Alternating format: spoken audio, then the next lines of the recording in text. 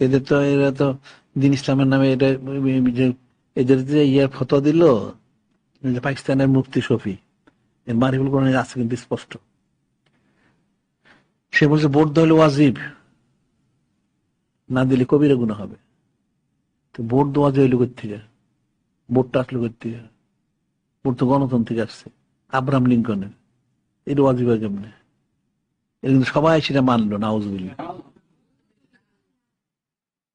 সমস্ত কথিত আলেমরা সেটাই মানলো। সে বড় মুফতি, ওই আহমদ শফির মতন হয়েছে। তার তফসির মধ্যে আছে তো মারিফুল কোরআনে, ভোট দেওয়া হচ্ছে আমানত, ওয়াজিব। তো ভোট আমানত হয় কেমনে আর ওয়াজিব হয় কেমনে? এটা কাফের মুশরিক দ্বারা রচিত এটা ব্যবস্থা, গণতন্ত্র, যেটা কুফরি মতবাদ। এই কুফরি মতবাদটাকে সে বললো এটা পালন করা ওয়াজিব, নাউজুবিল্লাহ। আবার এটা আমানত, তাইলে তো সে নিজেই পাপ কাজে সাহায্য করলো। সে না কাজ করলো কেমনে? সেটাই বললাম যে আসলে এর তো কোরআন শরীফ বুঝে নাই। সূরা ফাতিহা শরীফের মধ্যে আল্লাহ পাক মূলে যে উম্মুল কোরআন বলা হয়, সবই তো বলে দিলেন। একদিকে বললেন নূরে মুজাসসাম হাবিবুল্লাহ হুজুর পাঁচ ওনাকে ইত্তেবা করতে হবে। এর বললেন কাফের মুশরিক, যদিও নুজুল খাস, গজবপ্রাপ্ত বিভ্রান্ত ইহুদি নাসারা এদের অনুসরণ করতে পারবে না কাফেরদেরকে। তেল তো সবাই করতে, গণতন্ত্র বানাইছে কারা? ইহুদি নাসারারই তো।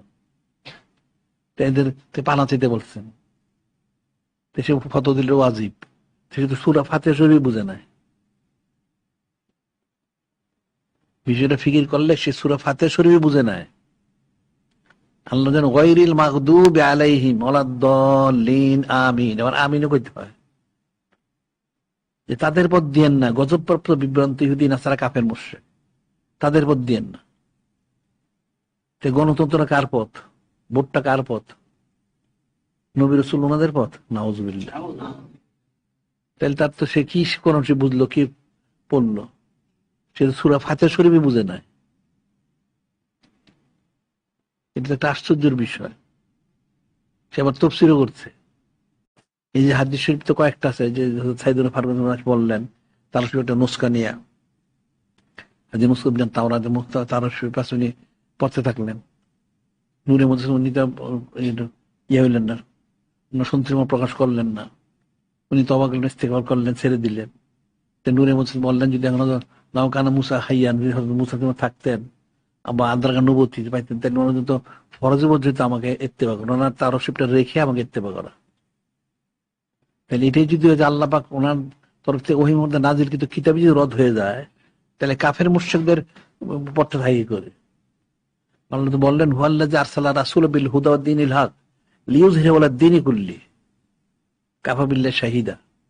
আল্লাহ নিজেই তো বলতেছেন তিনি ওনার মহাসম্মানিত রাসূল সাল্লাল্লাহু আলাইহি ওয়াসাল্লাম পাঠাইছেন সত্য দিন হেদায়েত সহ, এবং পিছনে সমস্ত ওহী বর্ণনা নাজিলকৃত দিন এবং মানব রচিত অতীতে বর্তমান সব এগুলিকে রদ করে দিয়ে দিছেন। তাই সব তো বাদ হয়ে গেল। এখন কিন্তু সব গুমরা হয়ে গেছে, কঠিন অবস্থা।